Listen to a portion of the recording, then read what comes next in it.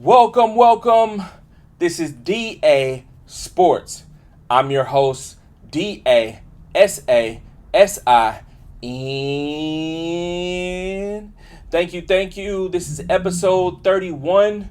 Now, today's episode, we're going to keep it short and sweet. This is Christmas Eve that I'm recording this episode.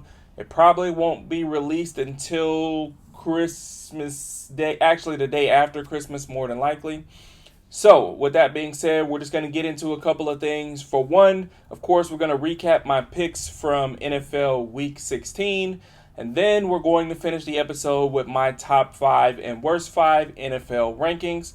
So, let's get into it. So, first, recapping my NFL picks for Week 16. Now, for those that are new to the show, every week before NFL Sunday, I give you 5 different picks of games for that day. My pick 3, my lock of the week, and my underdog pick of the week. Now, in regards to week 16, of course, we're going to start with my pick 3. Now, this week in my pick 3, I did go 3-0 again. So, undefeated this week. That brings my season record to 34-11. So, excellent record. Like I said in previous weeks, I hope that you're following along. I've been pretty much dialed in when it comes to my pick 3. And 34-11 is a great record. Can't complain there. Now, to get into each game individually, the first game, a part of my pick 3, was the Cincinnati Bengals to beat the Cleveland Browns at home. Now, Cincinnati was favored to win by 9 points. And as expected, they covered the spread easily. Now, I say as expected in terms of general public. I have to be honest, I thought that there was a possibility this game wasn't going to be that large of a margin, solely because that Cincinnati's defense has struggled a lot. Now, at the time when I made the picks, I didn't realize that Cleveland had already made the decision that they were going with DTR as the starter over Jameis Winston. I do feel like that played a role into why Cleveland wasn't able to score as many points as they did. Cincinnati was able to win the game 24-6, so easily covering the 9-point spread. And by doing so, they held on to their slim playoff margin. They're the last team in the AFC who still hasn't been completely eliminated from playoff contention. Now, unfortunately for them to make it into the playoffs in these last 2 weeks, not only do they have to win both Week 17 and Week 18, they need either the Chargers or the Broncos to lose both of their last 2 games, and they need the Colts and the Dolphins to also lose at least one of their games. I personally don't think all of that's going to happen, especially if you look at what's going on at the top of the playoff standings. So, for example, the Chiefs and the Steelers play tomorrow on Christmas Day. If the Chiefs beat the Steelers, then they'll have the number 1 seed locked up. And essentially that Week 18 matchup against Denver won't matter at all. So if they go into Week 18 not needing to play that game for any seeding, then I'm sure they're going to rest Mahomes. They're going to rest Kelsey. They're going to rest Pacheco. They probably even rest Kareem Hunt. They'll probably rest Juju. They'll probably rest Hopkins. Like, they're all of their star players, they're probably going to rest going into Week 18, which means that Denver would automatically get that win because they'll be able to beat, all of the backups, especially considering how close the game was earlier in the season. So with that being said, then I would say Denver's pretty much out of the running for losing their last 2 games. And then it comes down to the Chargers. And based on the way the Chargers have been playing, I just don't see them losing both of their last 2 games. So, like I said, Cincinnati has very slim chances, but a chance is a chance, and if you're on the Cincinnati Bengals team or if you're a Cincinnati fan, of course you're going to hold on to hope for as long as possible, and essentially that's what they're doing. So we'll see how this continues in the next couple of weeks. It will be weird for them to have to cheer for the Chiefs, considering there's a bitter rivalry between the Bengals and the Chiefs, considering how they've played each other tough in the last 4 seasons or so. But nonetheless, that's how it pans out based on how they played pitiful in the beginning of the season, and that's what they got to hope for. Now, in terms of the next game that I picked in my pick 3, It was the Atlanta Falcons to beat the New York Giants. The Atlanta Falcons were favored to win by 9, and they covered the spread easily. So yes, Atlanta won. I was right about that one. The final score of that game was 34-7, which honestly was a little more than I was expecting. But a lot of the damage in that game was done by Atlanta's defense. One of the main reasons why I picked Atlanta to win this game is because I said I didn't expect much from the Giants' offense, and that played its role even more so than I expected. The Atlanta defense was able to score touchdowns, which anytime the defense can score, it makes the job for the offense a lot easier. This was the first game that Michael Penix Jr. got to start, and his numbers weren't that impressive. He didn't throw any touchdowns. He did have one pick. I believe his QBR for the game was like 46. So 50 is the average number for a QBR rating. So he was just below average in terms of his overall grading of his play. But they got the win. They won decisively. So at the end of the day, that's mainly how quarterbacks get judged. So they won the game. Granted, they played one of the worst teams in the league. So we'll see how that translates going forward. I don't know if they're going to stick with Penix the rest of the way. I'm assuming they kind of have to. Personally, depending on matchup and how they look in practice, I wouldn't be afraid to go back to Cousins if I was a part of the Atlanta organization. But typically speaking, in these scenarios, once you make the change for your early first-round pick quarterback, you don't go back even if things fall apart from there. Atlanta did fall back in the first place in their division right now, with Tampa Bay losing to Dallas. So they're now back in the driver's seat. If they win out the last 2 weeks of the season, they're in the playoffs, they win the division. So it's a lot for the rookie quarterback to take on in his second and third start in his NFL career. But he did play a lot of games in college, so they feel like he should be ready, and we'll surely find out. Now, the last game in my pick 3 was the Minnesota Vikings to beat the Seattle Seahawks. The Minnesota Vikings were favored to win by 3 points, and they won by 3 points. So if you bet on this game, it was a push. The final score was 27-24. This game was really back and forth. Seattle got ahead, then Minnesota got ahead, then Seattle came back late, then Minnesota came back to finish them off at the end of the game. This one, in the middle of the game, actually, when Minnesota had taken a commanding lead, I actually thought it was going to get away from them in terms of Seattle. I thought this was going to end up being like a double-digit win. But Seattle really fought their way back and came out explosive in the second half and was able to go up late. And then Minnesota was able to put a great drive together and take the lead for good. So this was definitely a good game between two teams, fighting for playoff positioning. It really hurt Seattle, though, because with everything going on in their division, they're holding on for dear life to fight for not only the division win, but also one of those last wild card spots. So tough loss for them at home, but another great win for Minnesota. I've been praising Minnesota for weeks and weeks now, saying how great it is for them to be still flying under the radar. They've beat a good amount of decent teams this year, yet nobody's really talking about them. They only have 2 losses on the season, but again, they're just kind of being slept on. But hey, as long as you keep winning, that's all that matters. These last 2 weeks will be pivotal. They still have an outside chance of being the number 1 seed in the NFC conference. So if they keep winning, their play on the field will speak for itself. And this week was another example of them putting together a good win. And the last pick in my pick 3 that I was right with. Now, for the next pick of my set of picks was my lock of the week. This week's lock of the week, I was correct again.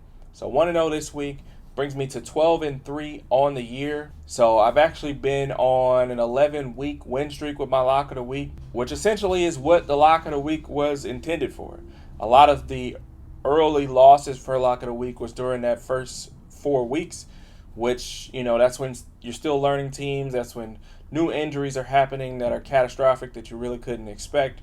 So the beginning was a little tough, but since then we've been on a roll. This week's lock of the week was the Detroit Lions to beat the Chicago Bears. The Detroit Lions were only favored to win by 6.5 points because it was in Chicago, and they covered the spread easily, which I also suggested would happen. I said that I expected Detroit to win by double digits, despite having so many injuries on their team, especially on the defensive side of the ball.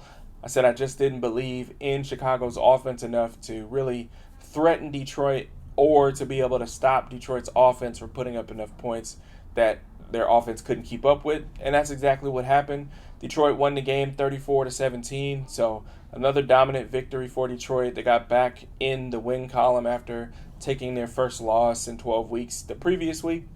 So they look good. They're back fighting for that top spot. They kind of lucked out a little bit with Philadelphia losing this week, so they're back in as the number one seed in the NFC, fighting for that first round bye. Unfortunately, unlike what I mentioned earlier about the Chiefs fighting for the number one seed in the AFC, the Chiefs only need one more game to win in order to clinch it to where they could rest in Week 18. For Detroit, they don't have that luxury. They're going to have to win both games to secure that spot.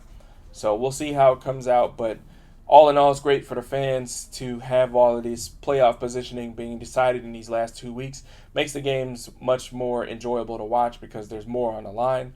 A lot of these Week 18 games are essentially going to be playoff games. So we'll see how it all unfolds. Now, the last pick for my picks was the underdog pick of the week. This week's underdog pick of the week, I was wrong, bringing my total record for underdog pick of the week to 4-11 on the season. So, yeah, of course, not a good record. But as I've mentioned in previous weeks, underdog pick of the week is always going to be the hardest one because the team is predicted to lose by more than 3 points, and usually that ends up being the case. This one was no different. I picked the Tennessee Titans to upset the Colts. They were favored to lose by 3.5. They lost by more than that. Final score was 38-30.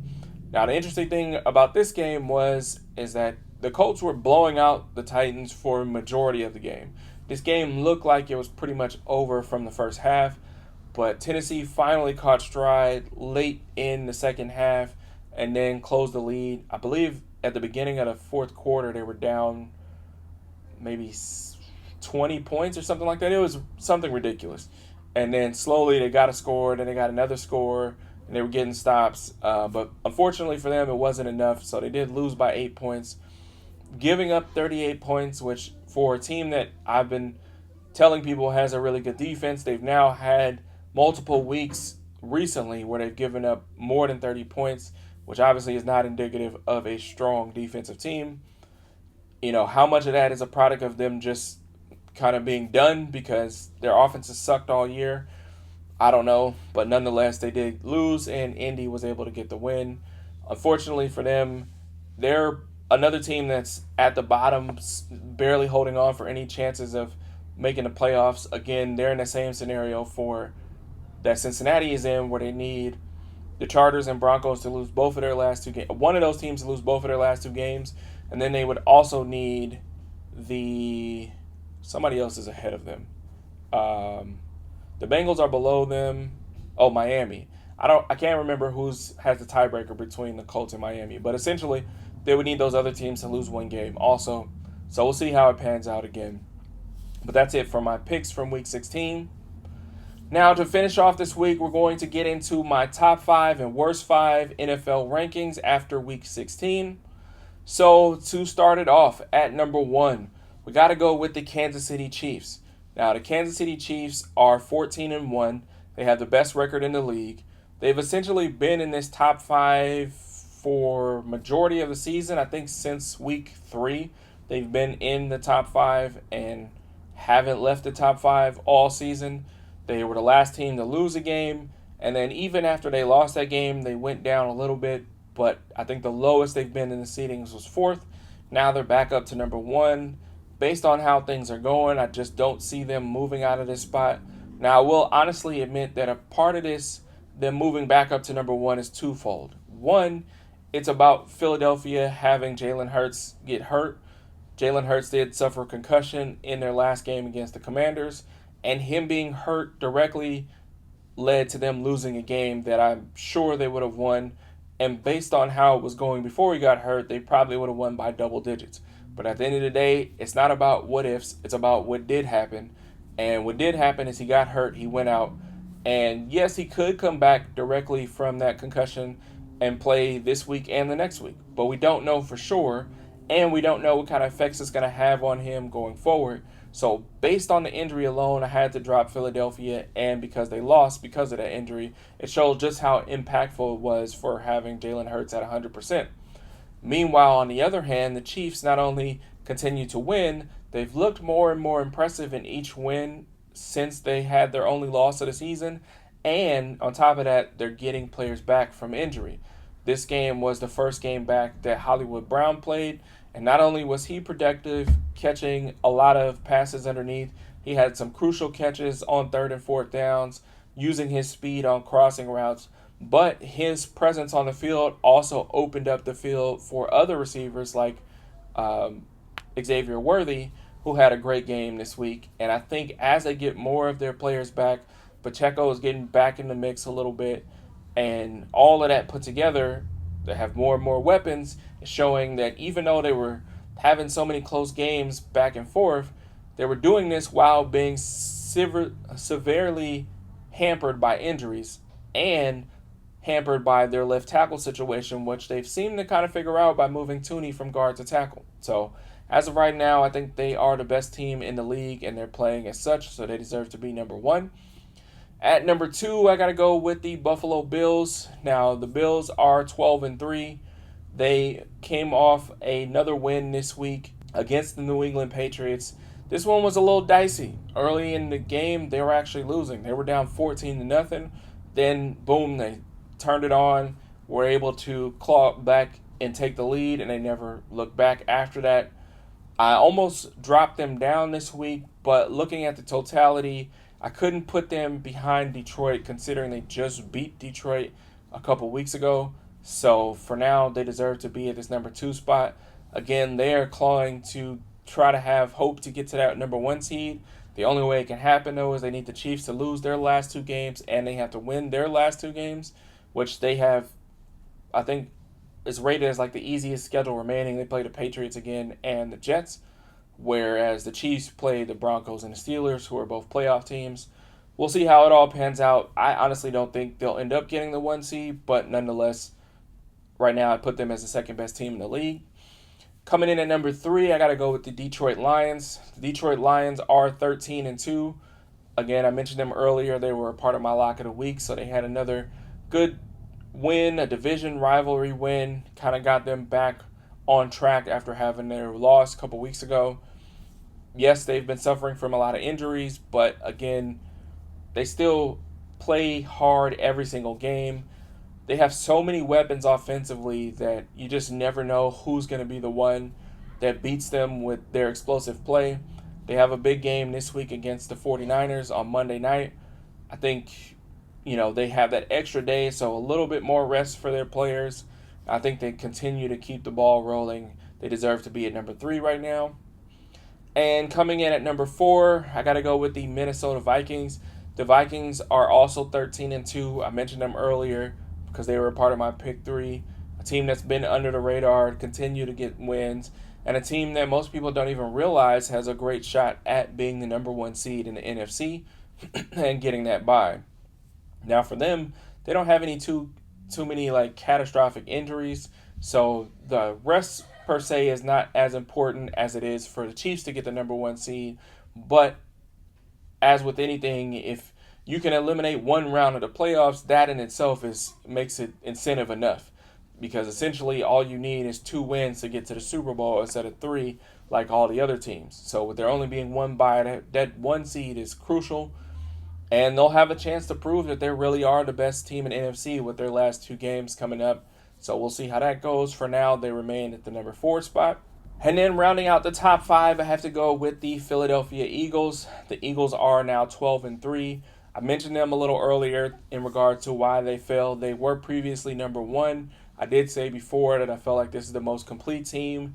They had shown that in the last 5 to 6 weeks. Their defense had really stepped it up. Unfortunately for them, they did have the injury to Hurts with his concussion. I'm hoping that he can get back just so we can really gauge the true potential of his team. But him going out and them losing to the Commanders really hurt their seeding. They were sitting at top. Now they have the third best record in the NFC right now. And not only do they have two juggernauts ahead of them, they also have the Packers, who are right behind them in terms of overall seeding. So they've got to keep winning in order to have a chance at that one seed. And clearly, they're going to need Hurts at 100% in order to try to get there. Nonetheless, actually, they have a chance to not be the one seed, but to lose the win for the division now because the Commanders beat them.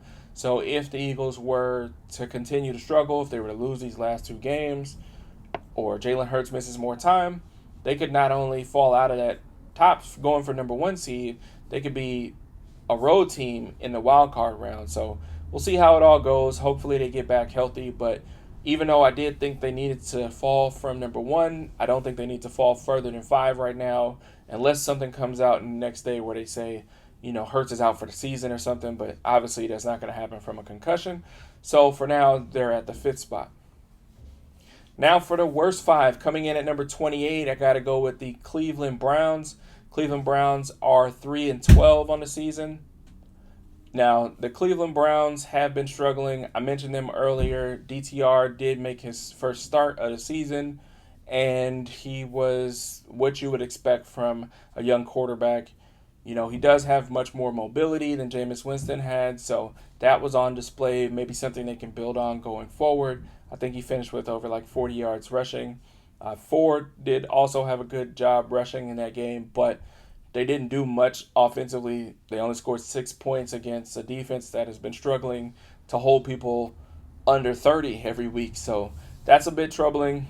Their season is over, so at this point it's basically about just playing people to see, who's going to be around next season and so on and so forth. They've got a big decision to make going into next season as far as what they're going to do at the quarterback position. Obviously, they're still on the hook for Deshaun Watson's contract. I think it's like a year or two left on the contract. Will they just decide to eat it the same way Denver did with the Russell Wilson contract? We'll see. But for now, based on their play on the field, they deserve to be at number 28. Coming in at 29, I got to go with the Las Vegas Raiders. The Raiders are now 3-12. Now, the Raiders had been my second worst team in the league probably for most of the season at this point. And to me, that was good for them because they definitely need a quarterback. They were one of those teams that were a bottom team last year, but were just good enough that they were on the top of the bottom. So they missed all of the top tier quarterbacks that got drafted in this quarterback rich draft this year. So they ended up not getting a quarterback. They got Brock Bowers, who, if it wasn't for the greatness that Jaden Daniels is showing, Brock Bowers would easily be Offensive Rookie of the Year. He's breaking all of the offensive rookie records for catches and touchdowns and yards from a tight end position. So it's definitely a fantastic pick for them, but they're proving the point of why the quarterbacks get paid so much, and it's the most important position, because without great quarterback play, it doesn't really matter what the rest of your team is. You can't keep up with everybody else. This isn't like, early 2000s with the Ravens where they had a average quarterback and they were able to get it done because their defense was so dominant. These offenses are so much better, so much depth, so much more trickery with their play calling and formations and sets that even the best defenses are going to struggle to keep teams from scoring 20 points. So you need to have at least an above average quarterback to keep up with these other teams, and they don't have even an average quarterback right now. But they did get a win this week, which, like I said, messes them up in terms of the draft picks. And, overall, I would say most of their fans are probably not happy with them winning. But because they won, they got to move up. And right now that puts them at 29. Now coming in at 30 is the team that the Raiders just beat. That is the Jacksonville Jaguars. The Jaguars are also 3-12, so they've been struggling, especially since Trevor Lawrence went out. They've known their season is over. But in their case, they should be happy that they lost, because the team that they just lost to was a team that was previously below them, meaning that they had a higher pick. Now with them taking this loss, they now have a lower pick. And one of the benefits that I mentioned about them before is they don't need a quarterback. At least they don't think they need a quarterback. So that means they can get one of these top 5 picks and it can be the best player available, which I think right now everybody would agree is Travis Hunter. Now, will Travis Hunter be enough to turn this team around? I don't know, but the team does have talent. There's a lot of talented players on this roster. How many of them are going to be able to still be there next year? We don't know, but nonetheless, them losing this game, even though it sucks in terms of this ranking, is great in terms of their overall picture, so we'll see how it goes. But for now, they deserve to be at 30. And then at 31, we got to go with the Tennessee Titans. Titans are 3-12. Now, the Titans, I mentioned them earlier. They were the team I picked for my underdog pick of the week. They didn't get the job done, which, again, like I mentioned, the last 2 teams is better for them anyway, because getting them to win wasn't going to do anything in terms of their overall picture. I think, like I said before, they kind of solidified that Levis is not the answer. Mason Rudolph played this game. He did a decent job, but just not good enough to win the game. So for now, they deserve to be at number 31, but they're not last. Still bringing in the bottom. The team that's been last for probably at least a month and a half or so, it's the New York Giants. Giants are 2-13. With the Raiders getting their win, that means that the Giants are solidified as the worst record in the league by themselves. So they have that number 1 pick, which should be great for them considering the whole quarterback controversy they had all year. So I would assume they're leaning towards drafting Shedeur Sanders. We'll see. I don't know if that's one of those teams that Dion said he doesn't want Shedeur to go to, but we'll find out when it comes time for draft time. Nonetheless, this team looks pathetic. It's even more, I guess, saddening if you're a Giants fan considering watching Hard Knocks in the preseason, but I think we all pretty much expected this to happen, and they're living up to expectations by only having won 2 games this season, and that's why they are the last place team in this week's top 5 and bottom 5. So that wraps it up for this week's episode. I want to thank you all for tuning in. Please make sure you like and subscribe and share wherever possible, and I look forward to seeing you in the next episode. Peace.